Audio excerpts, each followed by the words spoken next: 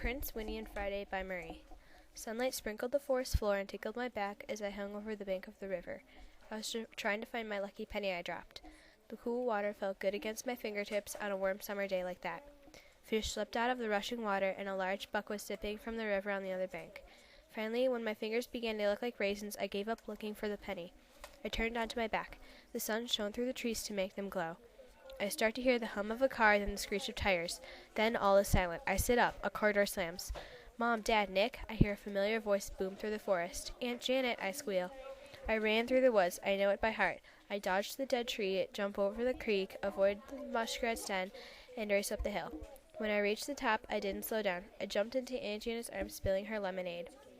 "Hey, Marie, how's it going? Listen, I was going to go check on Friday at the stables. Want to come?" Yes, let's go right now. Come on." I was told that I had something to do other than play cards with Grandpa and sit in Hunter's tree forts. So we went. We rode at Aunt Janet's pickup with the garbage and the horse food and supplies. When we got to the barn, I leapt out, not just because I was excited, but because one of Friday's apples in the car must have gone bad and let out a dreadful smell. When I leapt out of the car, I stared up at the barn. It was big and red and wild. There were chickens running in and out, cats pouncing on mice, dogs racing horses, and barn owls screeching. This is my kind of place, I thought to myself, and side by side, Aunt Janet and I walked in. First, we took a walk around the stables. I got to know some of the horses by feeding them apples and carrots and brushing their coat, especially one named Prince. He was my aunt's friend's horse. With one look at him, you could tell he was large, strong, and proud of it. Patches of brown fur covered a pure white coat. He had a spot covering his left eye and was as sweet as the sugar cubes he licked from my hands. I must have sat on that fence for an hour gazing at him before Aunt Janet dragged me off. Next, I met Friday. He had the same build as Prince, but the opposite personality. He was bold, stubborn, and extremely smart. When I walked over to him, he bowed his head at Aunt Janet and snorted at me. "Don't sweat it," my aunt reassured me. "That's like a hug and a kiss coming from Friday." Yeah, I wasn't planning on getting a real hug and a kiss from a horse today, so I snorted back at him and we all laughed.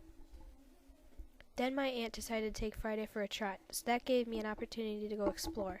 When I was sure Aunt Janet was out of sight, I ran for it. I started clambering up an immensely large mountain of hay when a little orange dog with a stubby tail and large ears came yipping up at me. I tried to shoo him away, but I guess that little guy liked me because he just cocked his head like it was the strangest thing in the world, but he liked it. I found out that dog's name was Winnie, and that he was the most nervous dog in the barn. This really confused me because that guy stuck to me like my sister to her cell phone. Winnie and I had lots of fun sneaking up on the stable hands and putting rubber snakes in paths to spook the horses.